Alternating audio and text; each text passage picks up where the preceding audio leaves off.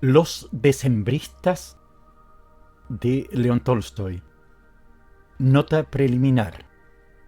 Por una carta de Tolstoy a Herzen del 26 de marzo de 1861, se deduce que a finales de 1861 el autor había empezado una novela cuyo protagonista debía ser un decembrista de regreso a Rusia en el año 56, con su mujer y sus dos hijos, un varón y una hembra. Posteriormente, interrumpiendo la labor comenzada desde el otoño de 1863, Tolstoy se trasladó a la época precedente, la de las guerras contra Bonaparte, y esa nueva creación se desarrolló hasta el punto de adquirir proporciones gigantescas, hasta constituir, andando el tiempo y sin que por de pronto el propio autor sospechara su trascendencia, la gran epopeya histórica popular titulada Guerra y Paz.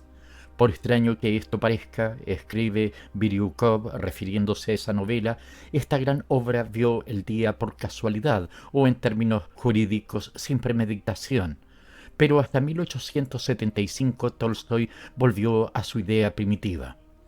Hizo muchos esfuerzos para reunir y estudiar el material relativo a la época de los decembristas y escribió varios principios distintos. En enero de 1879 interrumpió de nuevo su labor, quedando la novela sin terminar. En 1884 el autor llevó a cabo una serie de correcciones de estilo en los originales de los 3 primeros capítulos escritos a principios de 1860 y en los 2 que redactó en 1870. Entregó esas 2 variantes a la edición 25 años, 1859-1884, colección de la Sociedad para Ayuda de Literatos y Sabios Necesitados.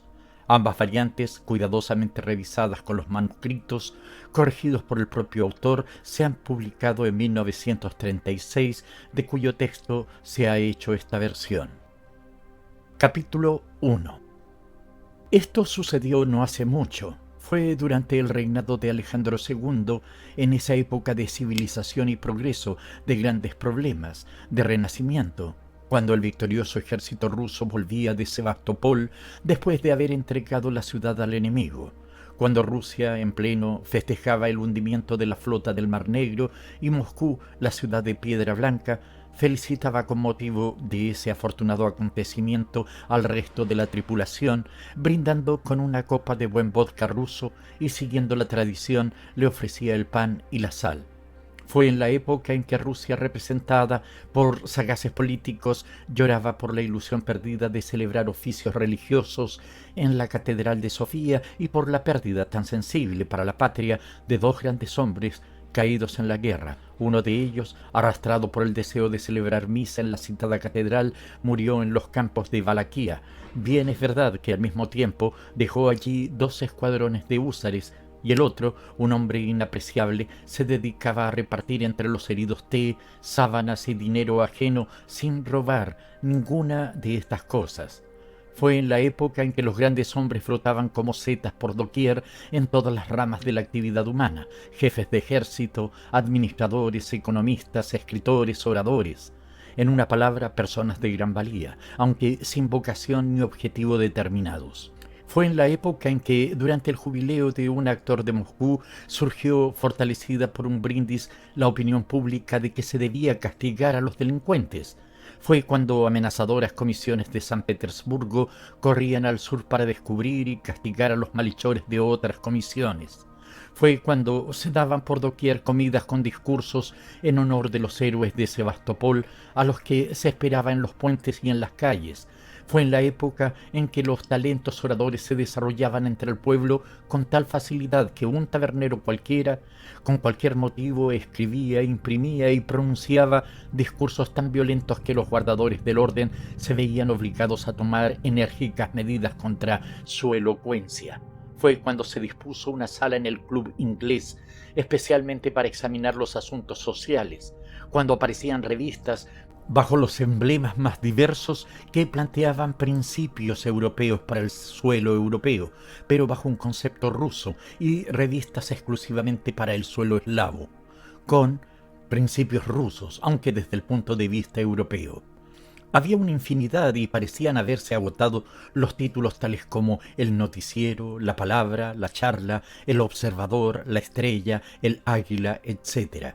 Y sin embargo no cesaban de surgir otras. Fue en la época en que aparecían pléyades de escritores y pensadores que demostraban que la ciencia puede ser popular o no serlo, y multitudes de escritores y pintores que describían los bosques, el amanecer, las tormentas, el amor de la muchacha rusa, la indolencia del funcionario, etc.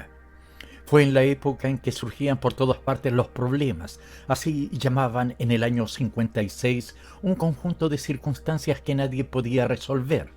Los problemas del cuerpo de cadetes, de las universidades, de la censura, de los procedimientos judiciales, los problemas financieros, los bancarios, los de la policía, de la emancipación y otros muchos. Se escribía, se leía, se proponían proyectos con el deseo de corregir, de cambiarlo todo, y como un solo hombre, todos los rusos sentían un entusiasmo indescriptible. Este estado de cosas se repetía por segunda vez en Rusia en el transcurso del siglo XIX. La primera fue en el año 12, cuando se dio una paliza a Napoleón I, y la segunda en el año 56, al proporcionarle otra a Napoleón III. Grandiosa e inolvidable época la del Renacimiento ruso. Lo mismo que aquel francés que afirmaba que quien no haya vivido en la época de la Revolución Francesa no sabe lo que es vivir.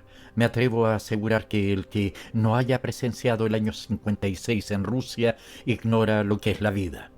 El que escribe estas líneas no solo vivió en aquella época, sino que fue uno de los hombres de acción. Estuvo varias semanas en uno de los blindajes de Sebastopol y hasta escribió un relato acerca de la guerra de Crimea, que le dio mucha fama y en el que contó detalladamente cómo tiraban los soldados desde los baluartes, cómo se vendaba a los heridos en los puestos de socorro y cómo se daba sepultura a los cadáveres en los cementerios. Una vez cumplidas estas hazañas, fue a la capital, donde se ciñó los laureles que le valieron sus heroicidades. Presenció el entusiasmo de ambas capitales, así como el del pueblo, y comprobó por sí mismo que Rusia sabe recompensar los verdaderos servicios. Los poderosos de este mundo querían conocerlo, le estrechaban la mano, le hacían homenajes, lo invitaban a sus casas y, para que les contara detalles de la guerra, le expresaban su sentir. Por tanto, el que escribe estas líneas puede apreciar aquella época grandiosa e inolvidable. Pero no hablemos de eso. 2 coches y un trineo se habían parado simultáneamente a la entrada del mejor hotel de Moscú. Un joven entró corriendo en el recibimiento para informarse si había habitaciones. El anciano, que se hallaba en uno de los carruajes en compañía de 2 señoras, les explicaba cómo había sido el puente Kuznetsky en la época de los franceses. Proseguía una conversación que había iniciado al entrar en Moscú. El viejo llevaba una barbita blanca y la pelliza desabrochada. Charlaba tan tranquilo como si estuviese dispuesto a pernoctar en el coche. Su esposa y su hija lo escuchaban con interés, pero no sin lanzar miradas de impaciencia a la puerta. El joven salió del hotel acompañado del portero y de un mozo. «¿Qué hay, Sergei?», preguntó la madre, asomando el rostro extenuado que iluminó la luz de un farol. Fuese por costumbre o tal vez para que el portero no lo tomara por un criado, debido a la pelliza corta que llevaba, Sergei contestó en francés y abrió la portezuela. El anciano miró un momento a su hijo, pero luego siguió hablando en el interior oscuro del coche como si lo demás no le concerniera. Aún no había teatro. «Pierre», exclamó la esposa mientras se envolvía en la capa, pero el anciano no le hizo caso. La señora Chalmier estaba en Verskoy. Desde el interior del coche se oyó una risa juvenil. «Sal, papá. Estás tan entusiasmado con la charla». Solamente entonces el anciano pareció darse cuenta de que habían llegado. Después de calarse el gorro, se apeó en actitud obediente. El portero lo cogió del brazo, pero al convencerse de que podía andar muy bien, ofreció inmediatamente sus servicios a la dama. Natalia Nikolayevna, la esposa, le pareció una señora muy importante, tanto por su capa de sibelina como por la finura de sus movimientos y la manera en que se apoyó en su brazo. A la señorita ni siquiera la distinguió de las muchachas que bajaron del otro coche. Lo mismo que aquellas, siguió a los demás con un hatillo en la mano. Dedujo que era ella por sus risas y por lo que decía. «No es por ahí, papá. Es a la derecha», exclamó, deteniendo a su padre por la manga. En la escalera, entre el ruido de pasos y puertas y la pesada respiración de la señora, resonó de nuevo la risa que se había oído en el coche. Al oírla, cualquiera pensaría que bien se ríe, hasta da envidia. El hijo, Sergei, se había ocupado de todas las cuestiones materiales durante el viaje. Le faltaba experiencia, pero tenía en cambio la energía y la actividad propias de los 25 años. Sin causas importantes, al parecer, había bajado lo menos 20 veces al coche, sin ponerse la pelliza, estremeciéndose de frío, y había vuelto a subir los peldaños de la escalera de 2 en 2 o de 3 en 3 con sus largas piernas. Natalia Nikolayevna temía que se enfriase.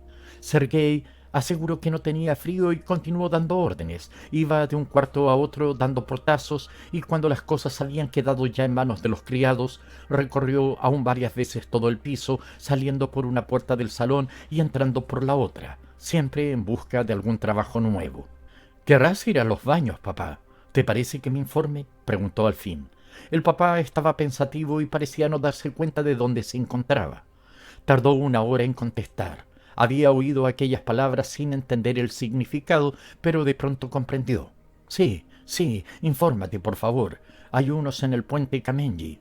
El cabeza de familia recorrió las habitaciones con paso apresurado, inquieto, y se sentó en una butaca. «Bueno, ahora hay que decidir lo que vamos a hacer. Hay que instalarse», dijo.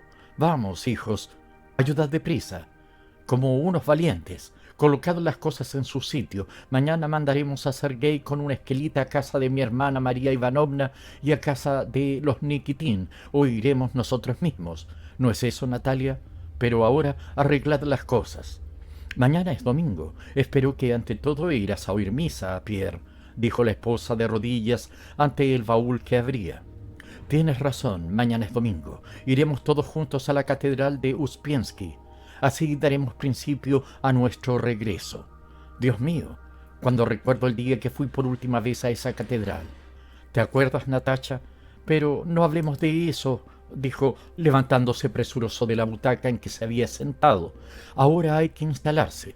Después de un rato de ir y venir de una habitación a otra sin hacer nada, dijo: «¿Vamos a tomar el té o quieres descansar primero?». «Bueno», contestó Natalia Nikolayevna mientras sacaba algo del baúl. «¿Pero querías ir a los baños?». «Sí, en mis tiempos había uno junto al puente Kamenji. Esta habitación la ocuparemos Serioja y yo». «Serioja, ¿crees que estarás bien aquí?». Este había ido a informarse acerca de los baños. «Pero no, porque no podrás pasar directamente al salón. ¿Qué opinas tú, Natacha?». «Tranquilízate, Pierre, todo se arreglará», replicó la esposa desde la habitación contigua donde unos mujik entraban las cosas. Pierre se encontraba en un gran estado de excitación producido por la llegada. «Ten cuidado, no confundas las cosas de Serioya. Fíjate cómo han tirado sus esquíes en el salón». Fue a recogerlos en persona, como si de eso dependiera el orden futuro de la instalación. Los levantó con sumo cuidado y los apoyó en el quicio de la puerta. Pero en cuanto se hubo alejado, los esquís cayeron estrepitosamente. Natalia Nikolayevna hizo una mueca y se estremeció. Luego, al darse cuenta de lo que se había caído, se limitó a decir: «Sonia, hija mía, recoge eso». 3 asteriscos. «Recoge eso», repitió el marido, «mientras voy a ver al dueño, pues de otro modo no acabaréis nunca de arreglar las cosas. Es preciso hablar con él. Es mejor mandar a buscarlo, Pierre. ¿Para qué te vas a molestar?». El anciano accedió. «Sonia, avisa a... ¿Cómo diablo se llama? Monsieur Cavalier. Por favor, dile que queremos hablar con él». «Chevalier, papá», dijo Sonia, y se dispuso a salir. Natalia Nikolayevna daba órdenes en voz baja e iba y venía con pasos silenciosos, ya llevando una caja, ya una almohada que tomaba de un enorme montón y ponía cuidadosamente en su sitio. «No vayas tú, manda a un criado», susurró al pasar junto a Sonia. Mientras el criado iba en busca del dueño, Pierre, empeñado en ayudar a su mujer, arrugó una prenda de vestir y tropezó con un cajón vacío. Para no caer, el decembrista se apoyó en la pared y volvió la cara sonriendo. Natalia Nikolayevna estaba tan atareada que no se dio cuenta de nada, pero Sonia miró a su padre con los ojos risueños. Parecía esperar permiso para echarse a reír. Su padre se lo dio con gusto al lanzar una carcajada tan franca que todos los presentes, desde su mujer hasta la doncella y los mujiks, rieron también. Esas risas excitaron aún más al anciano. Juzgó que la colocación del diván del cuarto de su mujer y de su hija les resultaría incómoda, a pesar de que ellas sostenían lo contrario y le pedían que se tranquilizara. En el momento en que el anciano iba a cambiar de sitio el diván con ayuda de un mujik, entró en la habitación el dueño del hotel. —¿Me llamaba usted? —preguntó con expresión grave mientras sacaba y desdoblaba el pañuelo. Luego empezó a sonarse, no precisamente en señal de desprecio, aunque sí de indiferencia. —Sí, querido amigo —dijo Pietro Ivanovich acercándose—, no sabemos aún el tiempo que hemos de permanecer aquí, mi mujer y yo. Y el anciano, que tenía debilidad de ver a un prójimo en toda persona, empezó a contar su situación y sus planes. El señor Chevalier no compartía ese punto de vista. No le interesaba lo que decía Pietro Ivanovich, pero el buen francés en que se expresaba, ya se sabe que el idioma francés representaba en Rusia una especie de categoría, así como sus modales de gran señor, le obligaron a elevar un tanto su opinión sobre los recién llegados. —¿En qué puedo servirle? —preguntó al fin. Esta pregunta no puso en un aprieto a Pietro Ivanovich. Expresó el deseo de disponer de más habitaciones, de que les trajesen un samovar, les sirviesen la cena y dieran de comer a las criadas. En una palabra, deseaba que les facilitasen una serie de cosas propias de cualquier hotel.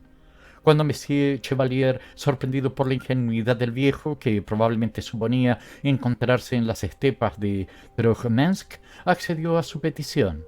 Pietro Ivanovich fue presa de un gran entusiasmo. —Magnífico, muy bien, así todo está arreglado. Entonces, por favor... Pero de pronto se sintió avergonzado de hablar siempre de sí mismo y comenzó a hacer preguntas a Monsieur Chevalier acerca de su familia y de sus asuntos. Sergei Petrovich, que había vuelto, no parecía aprobar la conducta de su padre. Había notado un gesto de descontento por parte del dueño y recordó a Pietro Ivanovich que debía ir a los baños. Pero al anciano le interesaba saber más cómo marchaba un hotel francés en Moscú en el año 56 y qué hacía Madame Chevalier. Finalmente el dueño se inclinó preguntando si le ordenaban algo más. —¿Vamos a tomar el té, Natacha? —Sí. —Entonces que nos lo sirvan, por favor, y ya volveremos a charlar otro rato después, mi querido monsieur. —¿Cuándo vas a ir a los baños, papá? —Tienes razón. Entonces no es preciso que nos sirvan el té ahora. Así pues, el único resultado positivo de la charla le fue arrebatado al dueño. Pietro Ivanovich se sentía feliz y orgulloso en su instalación. Le disgustó cuando los cocheros le pidieron propina porque Seriosha no tenía cambio y se disponía a mandar otra vez en busca del dueño, cuando se le ocurrió la afortunada idea de que no solo él debía estar contento aquella noche. Tomó 2 billetes de 3 rublos y, poniendo uno de ellos en mano de un cochero, dijo: —Aquí tiene. Pietro Ivanovich tenía costumbre de hablar de usted a todos sin excepción, menos a los miembros de su familia. Y para usted —añadió dirigiéndose al otro. Después se fue a los baños. Sonia, sentada en el diván, apoyó la cabeza en la mano y se echó a reír. —¡Ay, qué bien se está, mamá, qué bien se está!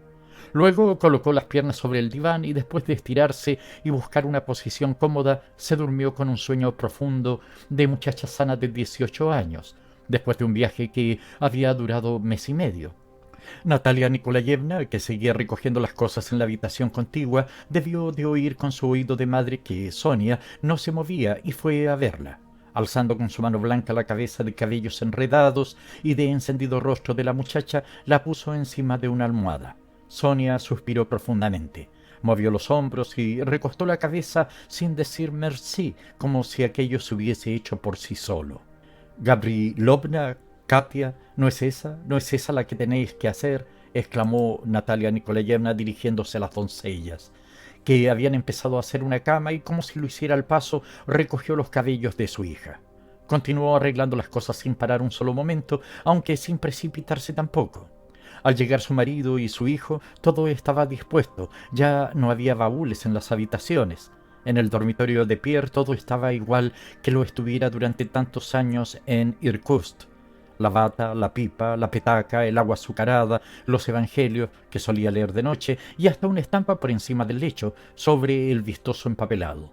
En el Hotel Chevalier no se solía emplear tal adorno, sin embargo aquella noche apareció en todas las habitaciones del piso tercero. Una vez que hubo terminado con todo, Natalia Nikolayevna se arregló el cuellecito y los puños, limpios a pesar del viaje, se peinó y tomó asiento junto a la mesa. Sus encantadores ojos quedaron fijos en el vacío como si mirase a la lejanía. Así descansaba. Parecía descansar no solo después de haber ordenado las cosas, no solo del viaje, no solo de unos cuantos años penosos, sino de toda la vida. Aquella lejanía que contemplaba, en la que se le representaban vivos los rostros queridos, constituía el reposo que deseaba. Fuese el amor heroico que sintiera por su marido, el cariño que tuviera a sus hijos cuando eran pequeños, la dolorosa pérdida de un ser allegado o una particularidad de su carácter. El caso es que cualquiera que viese a esta mujer comprendería que ya no podía esperar nada de ella. Hacía mucho tiempo que se había entregado todo a la vida. Conservaba un porte digno y una expresión de delicada tristeza, como un recuerdo, como la luz de la luna. Nadie se la podía imaginar sino rodeada de respeto y de todas las comodidades de la vida. No podía suceder que tuviese hambre y comiera con avidez, que llevara la ropa sucia, que tropezara o que olvidara emplear el pañuelo. Eso era materialmente imposible. No se sabe por qué, pero el caso es que todos sus movimientos resultaban llenos de solemnidad, gracia y gentileza para los que disfrutaban su presencia. Miman y entretejen rosas celestiales con la vida terrena. Natalia Nikolayevna conocía este verso y le gustaba, pero no solía guiarse por él. Su naturaleza misma era la expresión de ese pensamiento. Toda su vida constituía ese inconsciente entretejer de rosas con la vida de los seres que la rodeaban.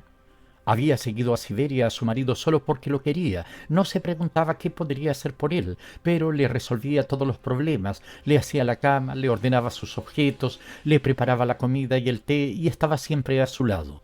Ninguna mujer hubiera podido proporcionar más felicidad a su marido. En el salón, sobre una mesa redonda, hervía el samovar. Natalia Nikolayevna se hallaba sentada ante él.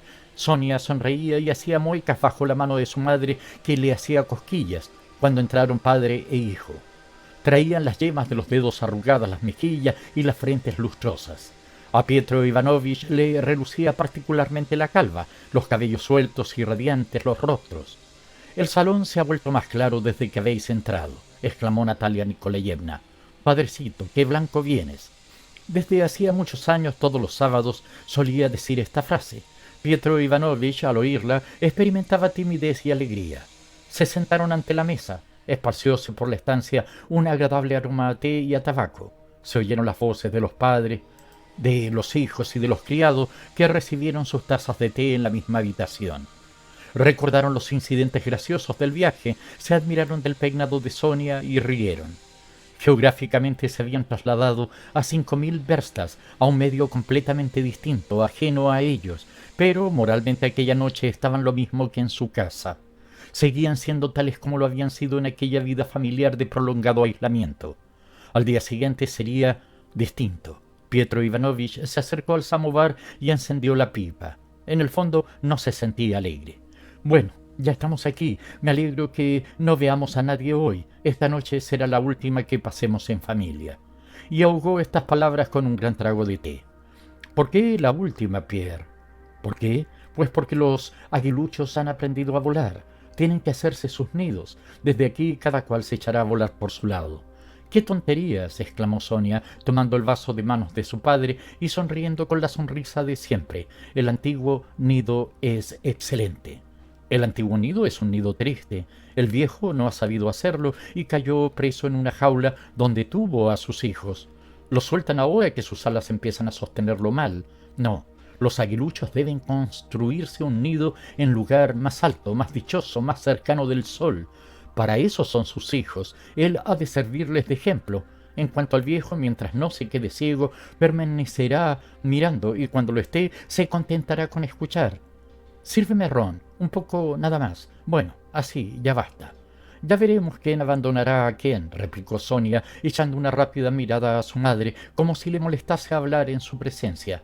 «Ya veremos quién abandonará a quién», repitió. «No temo por mí ni por Serioya». Este recorría la estancia pensando en cómo se las arreglaría al día siguiente para encargarse un traje. ¿Iría en persona o mandaría llamar al sastre? No le interesaba la conversación de Sonia con su padre. Sonia se echó a reír. «¿Qué te pasa?», preguntó el viejo. Tú eres más joven que nosotros, papá. Mucho más joven, de veras, dijo la muchacha y rió de nuevo.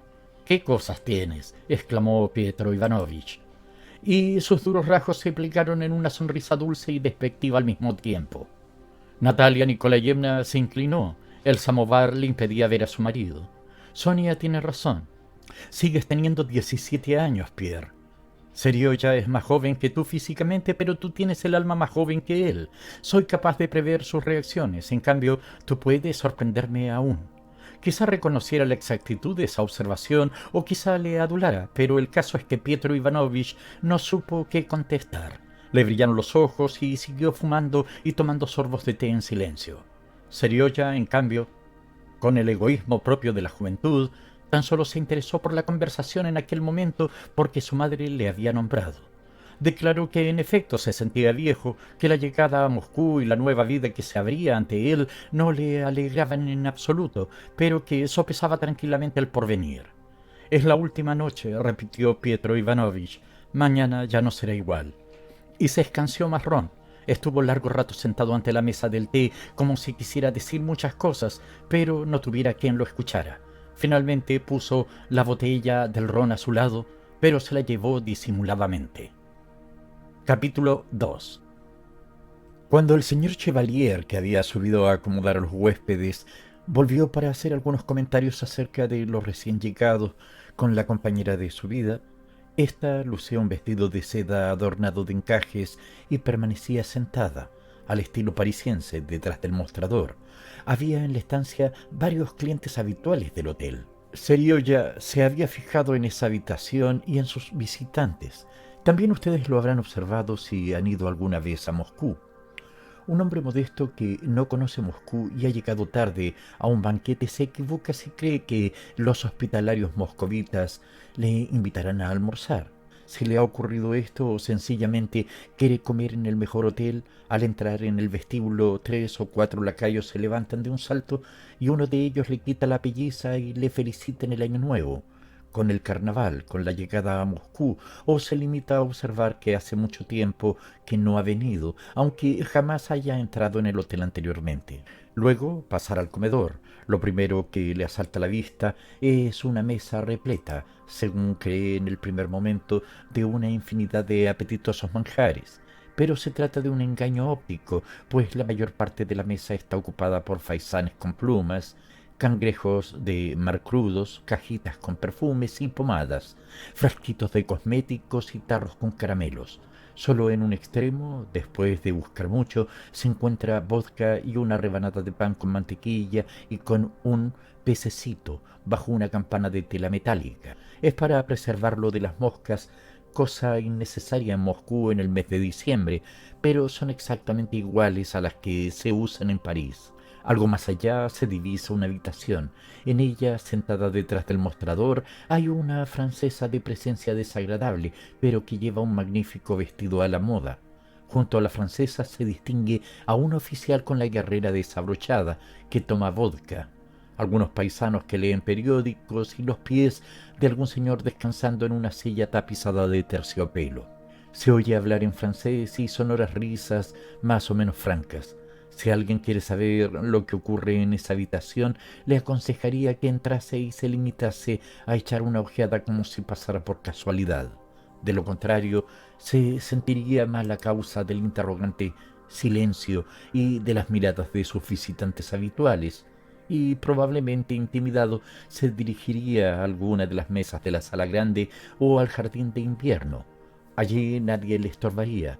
Aquellas mesas son para todos y podría encargar todas las trufas que le viniera en gana.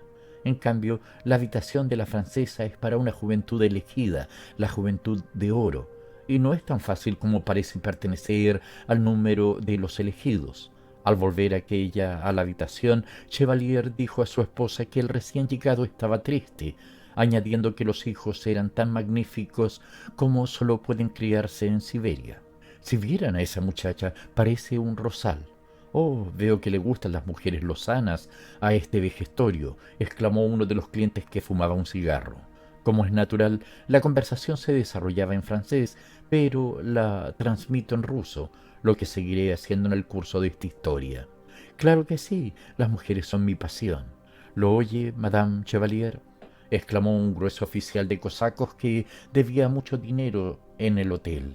Este comparte mis gustos, dijo Chevalier, dando unos golpecitos en las charreteras del oficial. Es tan guapa esa siberiana. Chevalier juntó los dedos y se los besó. A continuación se inició una charla confidencial muy alegre. Hablaban del oficial grueso que escuchaba risueño. ¿Es posible que se pueda tener el gusto tan extraviado?, exclamó uno de ellos. Mademoiselle Clarisse, ¿sabe que lo que más le gusta a Sturgov de las mujeres son los muslos de gallina? Aunque no había comprendido la sal de aquella conversación, a pesar de sus feos dientes y de su edad madura, Mademoiselle Clarisse lanzó una sonora carcajada. ¿Es la señorita siberiana la que le ha inspirado tales ideas? Una carcajada unánime acogió esta frase. Monsieur Chevalier reía diciendo: «C'est bien coquin», y zarandeaba al oficial. ¿Quiénes son estos siberianos? ¿Fabricantes? ¿Comerciantes?, preguntó alguien cuando cesaron las risas. Niket, pide el pasaporte al señor que acaba de llegar, ordenó Monsieur Chevalier. Yo, Alejandro, empezó a leer cuando se lo hubieron traído. Pero el oficial de cosacos le arrancó el documento de las manos y su rostro no tardó en expresar sorpresa. «Adivinen ustedes quién es», dijo. «Todos ustedes lo conocen, al menos de oídas. ¿Cómo podríamos adivinarlo? Enséñenos el pasaporte. ¿No será Abd el-Kader, Cagliostro, Pedro III? ¡Ja, ja, ja, ja! Venga, dínoslo de una vez». El oficial desdobló el documento y leyó: «Ex príncipe Pietro Ivanovich», y uno de los apellidos rusos que todos conocen y pronuncian con cierto respeto y placer si al hablar de la persona en cuestión lo hacen como de un amigo o un conocido. Nosotros lo llamaremos Lavasov. El oficial de cosacos recordaba vagamente que Pietro Ivanovich se había hecho célebre en el año 25 y que lo habían mandado a Siberia a trabajos forzados, pero no hubiera podido decir por qué.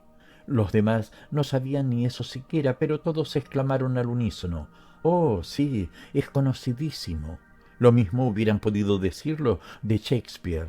El oficial grueso les explicó luego que era hermano del príncipe Iván, tío de los Chiquín y de la condesa Prusk, etc. «Tiene que ser muy rico si es hermano del príncipe Iván», observó uno de los jóvenes. «Si ha recuperado sus bienes, claro está», comentó otro. «Verdaderamente parece que son más de los que deportaron». «Oye, Hikusk, cuéntanos aquella anécdota del 18», añadió, dirigiéndose a un oficial del regimiento de cazadores que tenía fama de buen narrador. «Venga, cuéntanosla». «Es un hecho real que ocurrió aquí en el Hotel Chevalier, en la gran sala. Llegaron 3 decembristas, se instalaron en una mesa y se pusieron a comer. Frente a ellos había un señor de cierta edad, respetable, que prestaba atención a todo lo que decían de Siberia. Les preguntó algo, cambiaron un par de palabras y poco a poco entablaron conversación. Él también venía de Siberia. ¿Conoce Nerchinsk? «¿Cómo no? He vivido allí mucho tiempo». «¿Conocerá entonces a Tatiana Ivanovna?» «Desde luego». «Permítame que le pregunte, ¿usted es de los desterrados?» «Sí, he tenido esa desgracia». «A nosotros nos deportaron el 14 de diciembre. Es extraño que no le hayamos conocido si ha sido desterrado por lo mismo. ¿Cómo se apellida?» «Fyodorov». «¿Desterrado también por lo del 14? «No, por lo del 18». «¿Cómo por lo del 18? «Sí, me desterraron el 18 de septiembre por un reloj de oro. Me calumniaron acusándome de robo y sufrí inocentemente». Todos se echaron a reír, a excepción del narrador. Con una expresión muy seria trataba de convencer a su digno auditorio de que aquella anécdota era verídica. Al cabo de un rato, uno de los jóvenes se marchó al club. Después de recorrer la sala donde los viejecitos jugaban a las cartas, permaneció un ratito junto a una mesa de billar. Un anciano importante, agarrado al borde de la mesa, intentaba hacer carambola. Echó una ojeada a la biblioteca. Un general leía en actitud grave a través de sus lentes, sujetando el periódico a cierta distancia, y un joven hojeaba un montón de revistas, procurando no hacer ruido. Finalmente se instaló al lado de unos muchachos pertenecientes también a la Juventud de Oro que jugaban a las cartas. Había muchos clientes asiduos del club.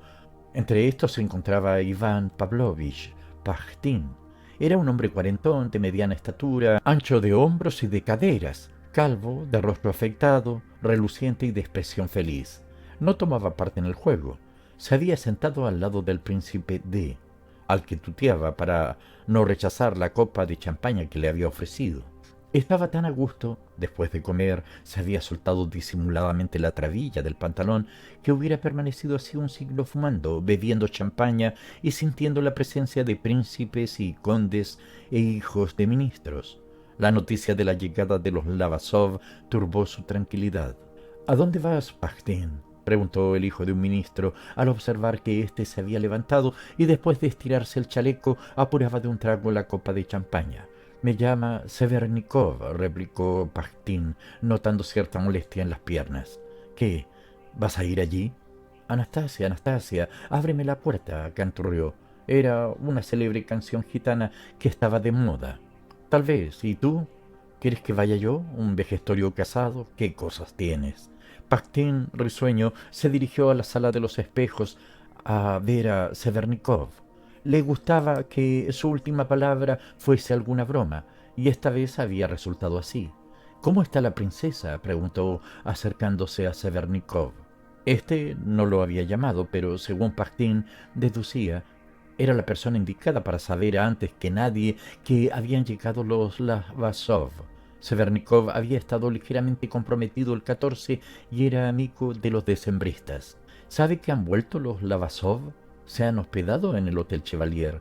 ¿Pero qué me dice? Cuánto me alegro, somos viejos amigos. Habrá envejecido el pobrecillo. Su mujer le escribió a la mía. Pero Severnikov se interrumpió. Sus compañeros de juego habían hecho algo inconveniente. Mientras hablaba con Pavel Ivanovich, Pajtin no había dejado de observarles. En aquel momento descargó unos cuantos puñetazos en la mesa para demostrar que no se le podía engañar. Pajtin se levantó y, acercándose a otra mesa, comunicó a un señor respetable la nueva que traía. Luego fue a hacer lo mismo a las demás mesas por turno. El regreso de Lavasov alegró a todos, de manera que Iván Pavlovich, que al principio vacilara si debía demostrar contento por aquella noticia, acabó por ir al grano, sin valerse de preámbulos tales como los comentarios acerca de un baile, de un artículo, del noticiero, de la salud o del tiempo.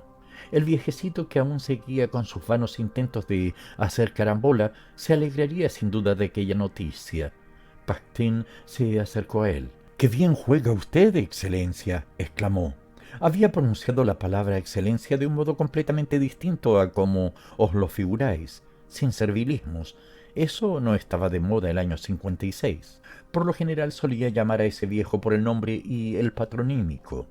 En aquel momento había empleado la palabra excelencia, en parte para burlarse de los que la decían y en parte para dar a entender que, aunque sabía con quién trataba, se permitía gastar alguna bromita.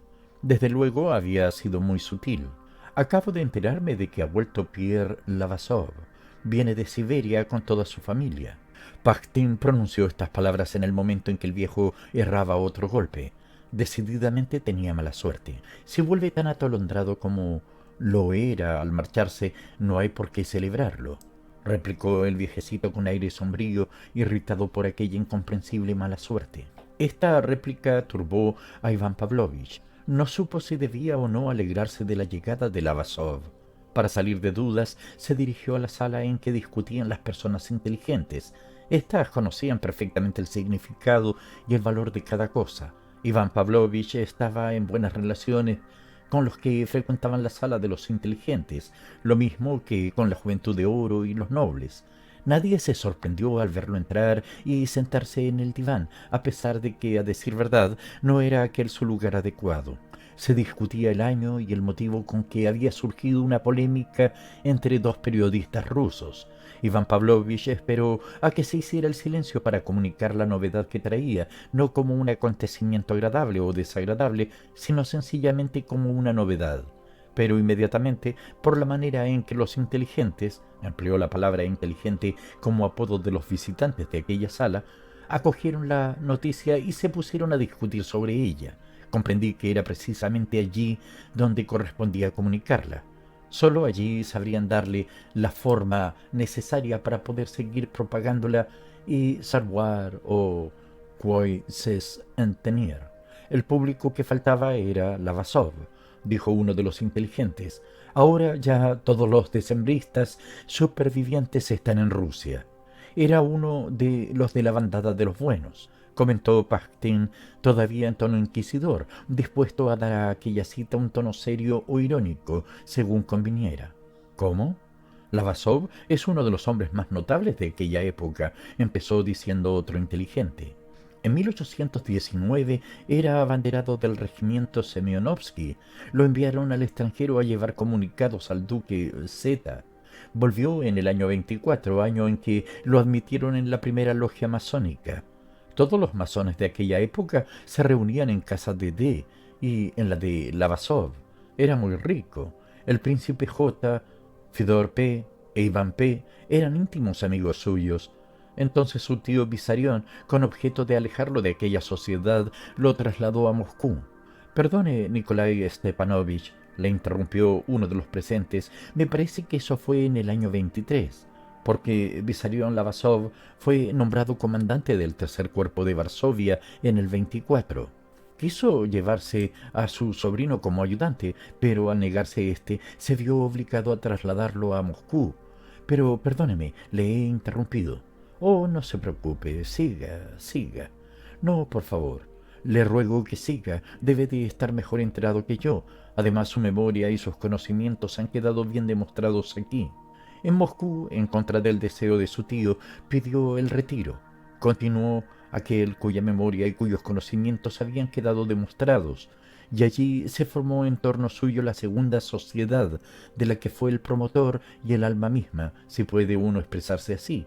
Era rico, bien parecido, culto, inteligente y de una educación perfecta. Mi tía solía decirme que no había conocido en su vida un hombre tan interesante como él. Unos meses antes de la sublevación se casó con la Krenskaya. Era hija de Nikolai Krinsky, del de Borodino, ese célebre. Le interrumpió alguien. Sí, su inmensa fortuna pasó a manos de Lavasov y la suya propia a su hermano, el príncipe Iván, el exministro. Se portó admirablemente con su hermano, prosiguió el narrador. Cuando lo detuvieron le faltó tiempo para destruir sus cartas y sus documentos. ¿Acaso estaba complicado? El narrador no dijo sí, pero apretó los labios y guiñó un ojo en señal afirmativa. Posteriormente, Lavasov negó siempre en los interrogatorios todo lo que se refiriese a su hermano. Eso le hizo mucho daño. Y lo terrible es que el príncipe Iván, que heredó todos sus bienes, jamás le ha mandado un solo céntimo. Decían que Pietro Lavasov había renunciado voluntariamente a su fortuna, observó uno de los jóvenes. Sí, pero lo hizo porque el príncipe Iván le escribió antes de la coronación diciéndole que si no se hubiese hecho cargo de los bienes, los habrían confiscado. Le decía que tenía varios hijos, que estaba cargado de deudas y que no le era posible devolverle nada.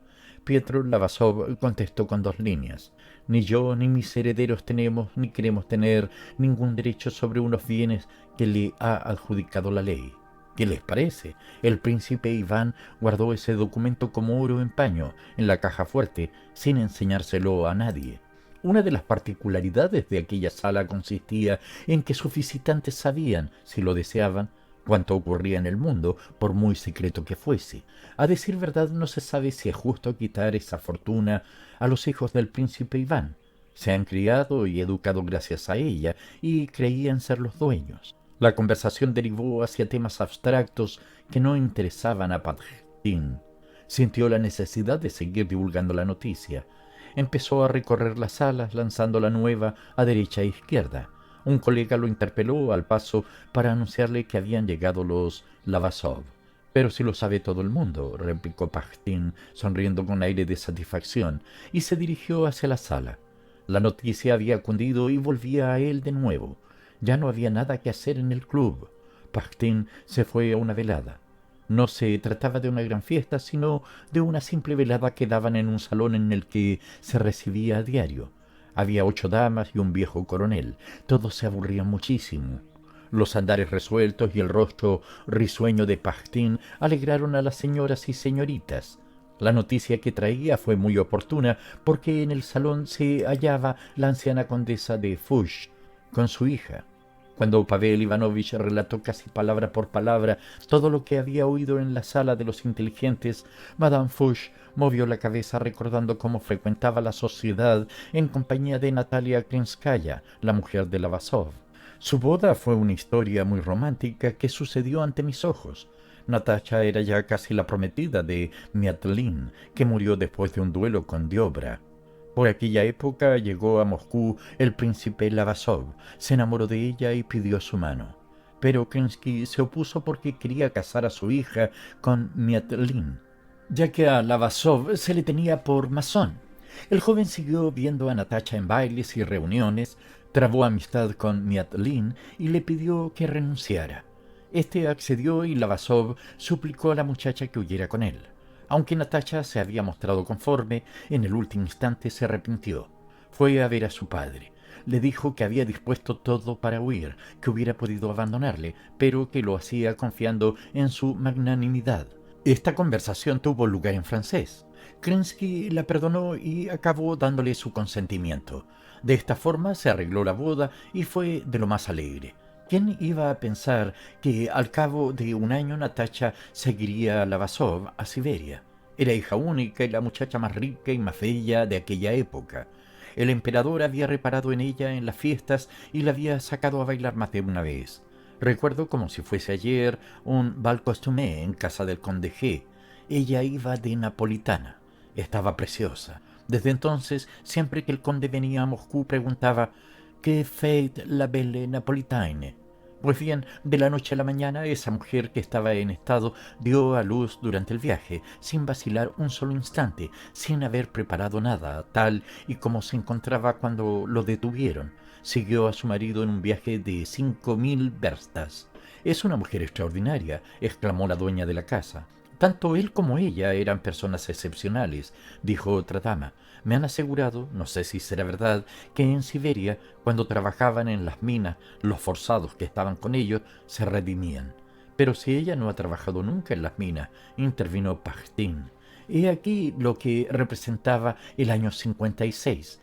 3 años atrás nadie pensaba en los Lavasov. Si alguien se acordaba de ellos, era con ese inconsciente temor con que se recuerda a las personas que acaban de morir. Ahora, en cambio, todos se jactaban de las relaciones que tuvieron con esa familia y comentaban sus magníficas cualidades. Las señoras ideaban la manera de monopolizarla para que sus invitados disfrutaran de su presencia en el salón. «Los hijos han venido con ellos», dijo Pajtin. «Si son tan guapos como la madre», comentó la condesa Foch. A decir verdad, Lavasov era muy apuesto también. «¿Cómo habrán podido educar allí a sus hijos?», exclamó la dueña de la casa. «Dicen que muy bien. Parece que el joven es tan culto y tan cortés como si se hubiese educado en París». «Auguro grandes éxitos a esa muchacha», dijo una joven poco agraciada. «Todas las mujeres que vienen de Siberia son triviales, pero suelen gustar mucho». «Es verdad», asintió otra. «Otra muchacha rica, casadera», comentó una tercera. El viejo coronel era de origen alemán. Había llegado a Moscú 3 años atrás con intención de casarse con una mujer rica. Decidió, pues, presentarse cuanto antes en casa de los Lavasov, mientras los jóvenes ignoraban su llegada, y pedir la mano de la hija. Las señoritas y sus mamás pensaron que el joven siberiano era un buen partido. «Este debe de ser el que me reservaba el destino», se dijo una muchacha que frecuentaba en vano la sociedad desde hacía 8 años. «Ha sido para mejor que aquel estúpido oficial de la guardia no me haya pedido. Probablemente hubiera sido desgraciada con él. Todas se pondrán amarillas de envidia cuando también éste se enamore de mí», pensó una damita bella y joven. Se habla del provincialismo de las pequeñas ciudades, pero no existe peor provincialismo que el de la alta sociedad. En las provincias no hay personas nuevas, pero los provincianos están dispuestos a admitir a todas las que vengan. En la alta sociedad, en cambio, es muy raro que se admita a alguien, como se había hecho con los Lavasov. En el caso de hacerlo, tales personas producen mayor sensación que las de las ciudades de provincia. Capítulo 3. «Moscú, Moscú, la madrecita de blancas piedras», exclamó Pietro Ivanovich a la mañana siguiente, mientras se frotaba los ojos y escuchaba el repique de las campanas del callejón Gazetsny. «Nada hay que resucite el pasado con tanta intensidad como los sonidos. El repiqueteo de las campanas unido a la vista del blanco muro que se divisaba desde la ventana, así como el ruido de los coches, recordaron a Lavasov no solo el Moscú en que viviera 35 años atrás, sino también el del Kremlin, el de las cárceles, etcétera, que llevaba clavado en el corazón. Experimentó una alegría pueril por el hecho de ser ruso y por encontrarse en aquella ciudad. Su batín desabrochado, que dejaba al descubierto la camisa de percal, la boquilla de ámbar, el lacayo con sus ademanes reposados, el té, el olor a tabaco, los besos y las voces de sus hijos, hicieron que el decembrista se sintiera como en su casa, lo mismo que cuando estuviera en Irkutsk y lo mismo que hubiera estado en Nueva York o en París. Me gustaría presentar a mis lectores al héroe decembrista por encima de las flaquezas humanas, pero debo reconocer en honor a la verdad que Pietro Ivanovich se afeitó, se peinó y se contempló en el espejo con especial cuidado. El traje que le habían hecho en Siberia no era de su agrado. Se abrochó y desabrochó la levita un par de veces para ver cómo quedaba mejor. Natalia Nikolayevna entró en el salón produciendo un ligero rumor con su vestido negro de moiré. Llevaba unas mangas muy llamativas y unos lacitos en la cofia que estaban lejos de ser la última moda, pero en ella resultaban muy graciosos y no solo no eran ridículos, sino hasta distingués. Para esta clase de cosas las mujeres tienen un incomparable sexto sentido. Aunque la ropa de Sonia era de hacía 2 años, no se le hubiera podido reprochar nada tampoco. El vestido de la madre era oscuro y sencillo, el de la hija claro y alegre. Serioya se despertó muy tarde, de manera que fueron a misa sin él. Los padres se sentaron en el fondo de un coche de alquiler, la hija enfrente de ellos, Vasily en el pescante, y se dirigieron al Kremlin. Al apearse del coche, las damas arreglaron los vestidos. Pietro Ivanovich tomó del brazo a su mujer y con la cabeza erguida se dirigió hacia la puerta de la iglesia. La gente se preguntaba quiénes podían ser aquellos señores, quién era ese viejecito curtido por el sol. Tenía profundas arrugas de trabajador, unas arrugas que no se adquieren en el club inglés. Sus cabellos y su barba eran blancos como la nieve, su mirada altiva, aunque bondadosa, y sus movimientos enérgicos.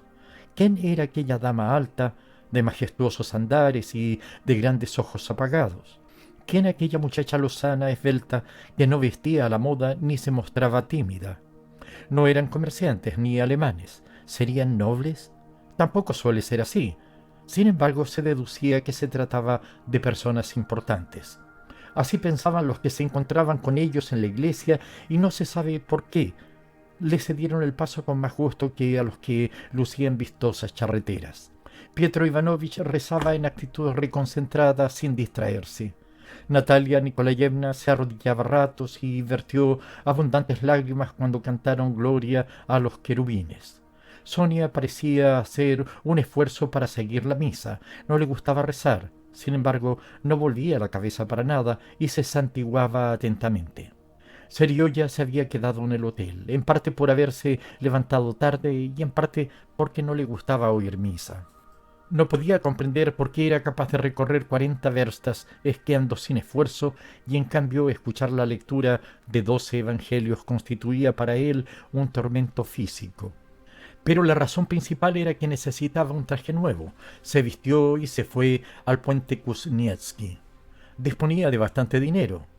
Pietro Ivanovich había tomado la costumbre de darle todo el que quisiera desde que había cumplido los 21 años. De él dependía dejar a sus padres en la ruina. Qué lástima de 250 rublos gastados inútilmente en la tienda de confecciones de Kunz. Cualquiera hubiera aconsejado a Serioya y hubiera considerado como un honor acompañarlo a casa de un sastre para que se encargara su traje. Pero el muchacho se encontraba solo entre una multitud desconocida. Con la gorra calada iba abriéndose paso por el puente Kuznievsky sin mirar siquiera a las tiendas. Cuando llegó al final entró en una de ellas. Salió de allí vistiendo un frac marrón estrecho. Se llevaban anchos. Unos pantalones negros, anchos, se llevaban estrechos. Y un chaleco de raso con florecillas que ningún huésped del Hotel Chevalier hubiera permitido que se pusiera, ni siquiera su lacayo. Compró además otras muchas cosas. Kunz se sorprendió de la esbeltez del talle del joven. Le aseguró, solía hacerlo lo mismo con todos los clientes, que en su vida había visto otro igual. Serio ya sabía que tenía la cintura estrecha, sin embargo le halagó que se lo dijera un extraño. Al salir de la tienda tenía 250 rublos menos e iba tan mal vestido que, al cabo de 2 días, su traje pasó a manos de Vasily. Eso constituyó siempre un recuerdo desagradable para Serioya. Una vez en el hotel se instaló en la sala grande, desde donde echó miradas a la de la francesa. Encargó para almorzar unas cosas tan raras que hasta hizo reír al criado. Pidió una revista y fingió leer. El mozo, viendo la inexperiencia del joven, se permitió hacerle algunas preguntas. Sergei exclamó enrojeciendo: «Lárgate». Su expresión era tan altiva que el camarero obedeció sin rechistar. Al regresar, sus padres y Sonia le alabaron mucho el traje. ¿Recuerdas ese sentimiento de alegría cuando de niño, el día de tu cumpleaños, volvías a casa después de haber oído misa y te encontrabas con visitas y juguetes? La fiesta se te reflejaba en el traje, en la cara y en el alma.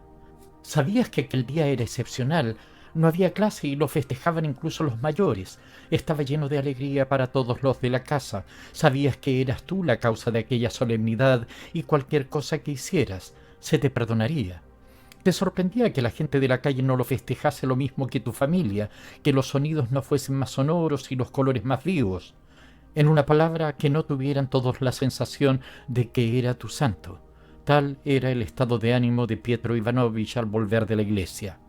Los desvelos de Padjín no habían caído en saco roto. En lugar de juguetes, Pietro Ivanovich halló en su casa varias tarjetas de visita de destacados moscovitas que en el año 56 consideraban como un deber ineludible dispensar toda clase de atenciones al célebre desterrado al que 3 años atrás no habrían querido ver por nada del mundo. Chevalier, el portero y los criados redoblaron su amabilidad aquella mañana a causa de los que llegaban en coche preguntando por Pietro Ivanovich. Por mucho que haya sufrido en la vida y por inteligente que sea una persona, no deja de agradarle recibir muestras de respeto de quien es respetado por todos. Pietro Ivanovich se sintió halagado cuando Chevalier, haciendo profundas reverencias, le ofreció otro departamento mejor, y cuando vio las tarjetas de ilustres personajes, entre ellos las de varios condes y la del príncipe D., Natalia Nikolayevna dijo que no se recibiría a nadie, quería ir a ver a María Ivanovna. Lavasov se mostró de acuerdo, a pesar de que le hubiera gustado hablar con algunos de los visitantes. Pero uno subió antes de aquella prohibición. Era Padjín. Si le hubiesen preguntado por qué había vuelto, no habría podido decirlo. No había ningún motivo, exceptuando que le atraía todo lo nuevo y divertido. Venía a contemplar a Pietro Ivanovich como a objeto raro. Aparentemente uno debía sentirse intimidado yendo a visitar a un desconocido por esa razón. Pero resultó todo lo contrario. Pietro Ivanovich y sus hijos se turbaron. Natalia Nikolayevna era demasiado grande dame para turbarse. Nada le hacía perder la serenidad. La mirada, cansada de sus encantadores ojos negros, se detuvo tranquilamente en Padjín, que tenía un aspecto lozano, alegre y satisfecho de sí mismo como de costumbre. Recordó que antaño había sido amigo de Natalia Nikolayevna. «Ah», exclamó ésta. «Bueno, no precisamente amigo, porque nuestras edades...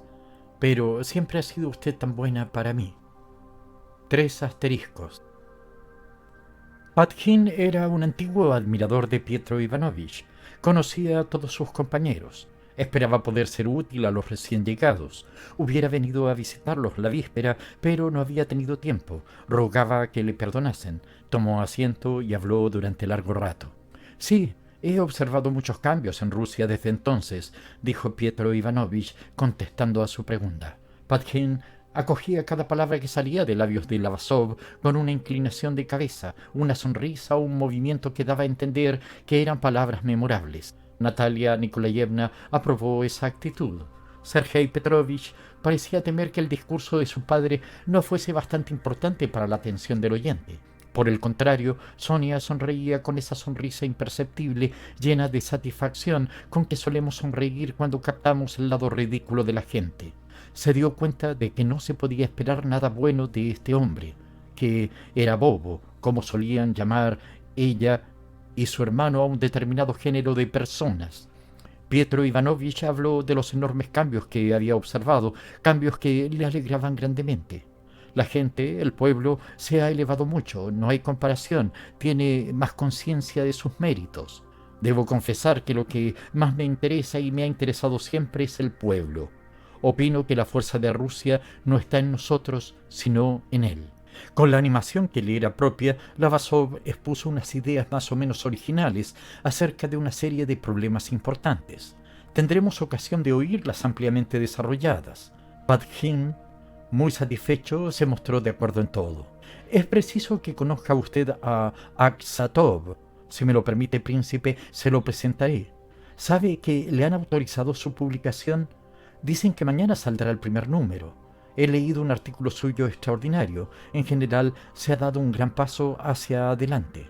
Sí, así es, exclamó Pietro Ivanovich. Pero al parecer no le interesaban aquellas noticias, ni siquiera sabía los nombres de la gente que Bakhtin nombraba como personas conocidas. Natalia Nikolayevna observó, para justificar a su marido, que éste recibía las revistas con mucho retraso. «Papá, ¿iremos a casa de la tía?», preguntó Sonia. «Sí, pero primero hemos de almorzar. ¿Quiere usted tomar algo?». Como es natural, Padgin se negó. Pero Pietro Ivanovich, con la hospitalidad propia de los rusos, insistió en que comiera y bebiera algo. Él, por su parte, tomó una copa de vodka y un vaso de vino de Burdeos.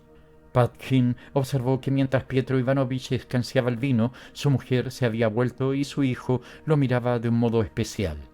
Después Pietro Ivanovich contestó a una serie de preguntas de Padgin acerca de la literatura nueva, las nuevas tendencias políticas, la guerra y la paz. Padgin tenía el don de reunir los temas más diversos en una conversación anodina y la hacía amena, con una profesión de foi. Y fue por el vino o por el tema de la conversación, el caso es que se exaltó hasta tal punto que le asomaron las lágrimas a los ojos. También Padgin se dejó llevar por el entusiasmo y vertió unas lágrimas. Estaba convencido de que Pietro Ivanovich se hallaba a la cabeza de los hombres de ideas avanzadas y de que debía nombrársele jefe de todos los partidos. Los ojos del anciano se encendieron. Creía sinceramente en las afirmaciones de Padgin y hubiera seguido hablando mucho. Pero Sonia había instalado a su madre a que fuera a llamar a Pietro Ivanovich. El viejo acababa de escanciar en su copa el vino que quedaba, pero la muchacha se lo bebió. «¿Qué has hecho?». «Perdón, papá, es que aún no había tomado ni una sola gota». Lavasov sonrió. «Tendremos que ir a casa de María Ivanovna. Discúlpenos, señor Padgin», dijo saliendo con la cabeza erguida. En el vestíbulo se encontraron con un general que venía a visitar a Lavasov. Era un antiguo conocido suyo. Hacía 35 años que no se habían visto. El general había perdido todos los dientes y estaba calvo. «¡Qué bien te conservas!», exclamó. «Por lo visto, Siberia sienta mejor que San Petersburgo. ¿Es tu hijo? ¡Qué buen mozo! ¿Vendrás mañana a comer a mi casa?». «Sí, con mucho gusto». En la escalinata se cruzaron con el célebre Chijayev, otro antiguo conocido de Pietro Ivanovich. «¿Cómo se ha enterado usted de que hemos venido?». «Sería una vergüenza para Moscú no haberse enterado, y es una vergüenza que no hayamos ido a las puertas de la ciudad a esperarlo». «¿Dónde comen ustedes? Supongo que en casa de su hermana María Ivanovna, ¿no es eso?». «Magnífico. Ya iré yo por allí». Pietro Ivanovich parecía un hombre orgulloso, pero solo a los que no sabían ver a través de su aspecto externo una expresión de bondad y de sensibilidad indescriptibles. En aquel momento incluso Natalia Nikolayevna admiró aquella solemnidad. Sonia sonrió con los ojos. Llegaron a casa de María Ivanovna. Era la madrina de Lavasov, una solterona 10 años mayor que él. Algún día relataré su historia, diré por qué no se casó y cómo transcurrió su juventud. Llevaba 40 años en Moscú. Era una mujer de escasa inteligencia, no poseía grandes bienes ni apreciaba las buenas relaciones. Sin embargo, todo el mundo la respetaba. Estaba segura de que todos debían hacerlo y así era en efecto. Algunos jóvenes liberales de la universidad no reconocían su poder, pero solo se oponían a ella en ausencia suya. En cuanto entraba en el salón con sus andares majestuosos, empezaba a hablar con aquella severidad que le era peculiar o sonreía con expresión afectuosa. Todos se le sometían. Trataba a los habitantes de Moscú como a personas de la familia. Entre sus amistades preponderaban los jóvenes y los hombres inteligentes. No simpatizaba con las mujeres. Vivían a expensas suyas algunos hombres y mujeres pertenecientes a ese tipo de personas que, gracias a nuestra literatura, gozan del desprecio general. Pero ella consideraba que Skopin, que había perdido todo lo que tenía en el juego, y Betsheva, abandonada por su marido, estaban mejor en su casa y por eso los mantenía. Dos intensos sentimientos dominaban su existencia en aquella época. Pietro Ivanovich era su ídolo. El príncipe Iván, el objeto de su odio, ignoraba que Pietro Ivanovich hubiese vuelto. Después de haber oído misa, estaba tomando el café. Un vicario de Moscú, Betsheva y Skopin se hallaban sentados en torno a la mesa. María Ivanovna les hablaba del joven conde V, hijo de P, Z, que había vuelto de Sebastopol y del que estaba prendada. Constantemente tenía alguna pasión. Aquel día vendría a comer a casa. El vicario se puso en pie para despedirse. María Ivanovna no lo retuvo. En este sentido era librepensadora, practicaba la religión, pero se reía de las señoras que visitaban a los monjes y afirmaba sin ambajes que los religiosos eran personas tan pecadoras como los demás y que uno podía salvarse en el mundo lo mismo que en un monasterio. Por favor, vaya a decir que no recibo, dijo a la Betsheva. Tengo que escribir a Pierre. No comprendo por qué no viene. Natalia Nikolayevna debe de estar enferma. María Ivanovna estaba persuadida de que su cuñada no la quería y era enemiga suya. No podía perdonarle el no haber sido ella la hermana de Pierre, quien hubiese sacrificado su fortuna y se hubiese marchado a Siberia con él. Le dolía que la hubiesen rechazado cuando quiso hacerlo. Al cabo de 35 años empezaba a creer a su hermano, quien afirmaba que Natalia Nikolayevna era la mejor esposa del mundo y su ángel guardián, pero en el fondo la envidiaba y le parecía que era una mala mujer. Se levantó, recorrió la sala y se disponía a dirigirse al despacho cuando asomó por la puerta la cabeza canosa y el rostro surcado de arrugas de la Betsheva. Expresaba alegría y temor. María Ivanovna, prepárese usted, dijo. ¿Una carta? No, algo más. Pero antes que terminara la frase se oyó desde el vestíbulo una recia voz de hombre. ¿Dónde está? Vete tú, Natacha. Es él, exclamó María Ivanovna, y se dirigió al encuentro de su hermano con pasos resueltos. Acogió a los recién llegados como si los hubiese visto la víspera. ¿Cuándo llegasteis? ¿Dónde os habéis hospedado? ¿Habéis venido en coche? Tales fueron las preguntas de María Ivanovna mientras introducía a los huéspedes en el salón. Pero no prestó atención a las respuestas, miraba con los ojos muy abiertos tan pronto a uno como a otro. La Betsheva se sorprendió de esa tranquilidad que casi parecía indiferencia y no la aprobó. Todos sonreían. María Ivanovna miró en silencio a su hermano con expresión seria. ¿Cómo se encuentra?, preguntó éste tomándola de la mano. Pietro la llamaba de usted, en cambio ella le tuteaba. María Ivanovna volvió a examinar la barba canosa, la cabeza calva, los dientes, las arrugas, los ojos y la tez curtida de su hermano, y lo reconoció todo. Esta es mi Sonia, pero María Ivanovna no se volvió. ¡Qué ton! Se le quebró la voz. Asió con sus grandes manos blancas la cabeza de su hermano. Había querido decir, ¡qué tonto eres! ¿Por qué no me has avisado? Pero se le estremecieron los hombros y el pecho.